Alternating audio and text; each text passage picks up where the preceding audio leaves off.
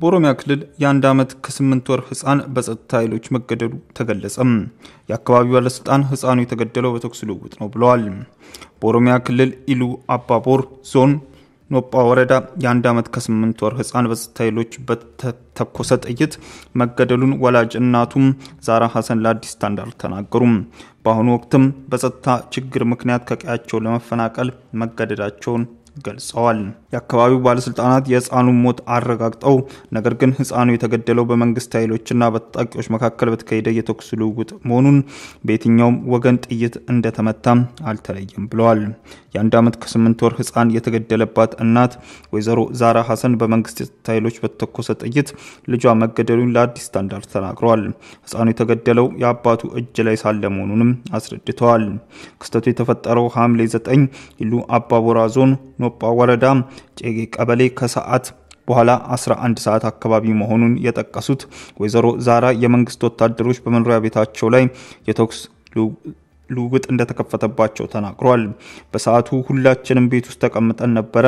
ልጃችንም በአባቱ እቅፍ ውስጥ ነበር። ከዛም በተኮሰ ጥይት ተመታ። ልጁ ከሞተ በኋላ አባቱ አስክሬኑን ራሱን ለማትረፍ ሮጦ አመለጠ ብለዋል። የመንግስት ኃይሎች የኦሮሞ ነጻነት ሰራዊት አባላትን አስጠግታቸዋል ሲሉ እንደከሰሷቸው ተናግረዋል። ከ5 ዓመት በላይ በጨጌ ቀበሌ በግብርና ስራ ላይ ተሰማርተው መቆየታቸውን ገልጸው እየጨመረ በመጣው ግጭት ምክንያት ከአካባቢው ለቀው መውጣታቸውን ጠቅሰዋል። እንደ ዛራ ገለጻ በልጇ ላይ የተፈጸመው ግድያ በተመለከተ በማንም የመንግስት አካል ማብራሪያ አልተሰጣትም። ልጄ ለምን እንደተተኮሰበት ሊነግረኝ የመጣ የመንግስት አካል የለም ያለችው ተበዳይ በተጨማሪም በቤቷም ቶሎሳ ለማ ከ2 ሳምንት በፊት በኖጳ ወረዳ በፖሊስ መታሰሩና እስካሁን ፍርድ ቤት አለመቅረቡን ገልጻለች። በይፋም ክስ እንዳልተመሰረተበት ጠቅሳለች። የኖጳ ወረዳ አስተዳዳሪ አቶ ደጀኔ ከበደም የህፃኑ ሞት ለአዲስ ስታንዳርድ ያረጋገጡ ሲሆን ነገር ግን ግድያውን ሆን ተብሎ የተፈጸመ አይደለም ሲሉ አስተባብለዋል። የወረዳው አስተዳዳሪም በተኩስ ልውውጥ የመከላከያ ሰራዊት አባላት መገደላቸውን ገልጸዋል።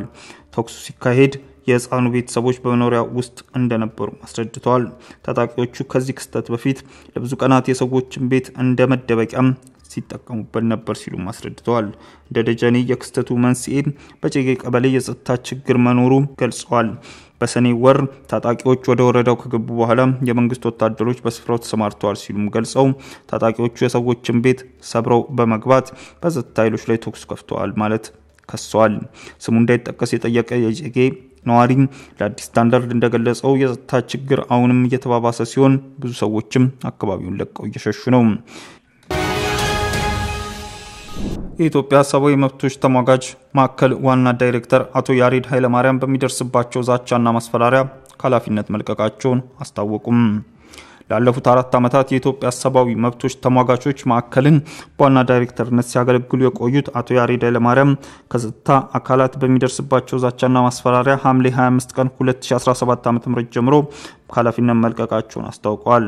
አቶ ያሬድ ከአንድ ዓመት ወዲህ በአገር ውስጥና ከአገር ውጪ በሚገኙ ሚዲያዎች ላይ እየቀረብኩ አገሪቱ ውስጥ ስላለው የሰብአዊ መብት ጥሰቶች የምሰጣቸው መግለጫዎችና ማብራሪያዎች በማህበራዊ ድረገጾች ላይ ዜጎችን ስለመብታቸው እንዲያውቁና በአገሪቱ ውስጥም ስላለው የሰብአዊ መብቶች አያያዝ በማስመልከት የማካፈላቸው ሀሳቦችና የመሰነዝራቸው የሰሉ ትችቶች በገዛ ስርዓቱ ዘንድ በጸጥታው ሁኔታ በጥሩ ሁኔታ አልታዩም ሲሉ ገልጸዋል።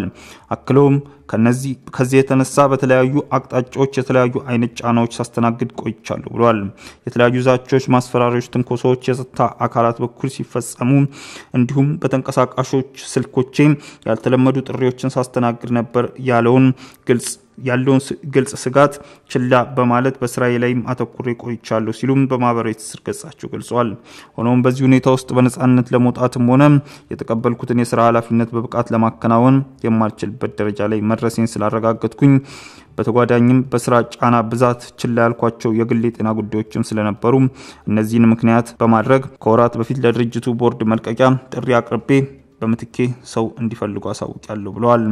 ቦርዱም ጥሪን ተቀብሎ እስከ ታህሳስ ወር መጨረሻ ድረስ እንድቆይ አመራሩን የሚረከቡ ሰራተኞችን እያዘጋጀው እያሰለጠንኩ እንድቆይ ተስማምተን ነበር ያሉት አቶ ያሬድ ኃይለማርያም ይሁንና ከላይ በገለጽኳቸው ምክንያት ከድርጅቱ ጋር የምቆይበት ጊዜ ከወራቶች ወደ ቀናት ሊያጠር ችሏል ብለዋል።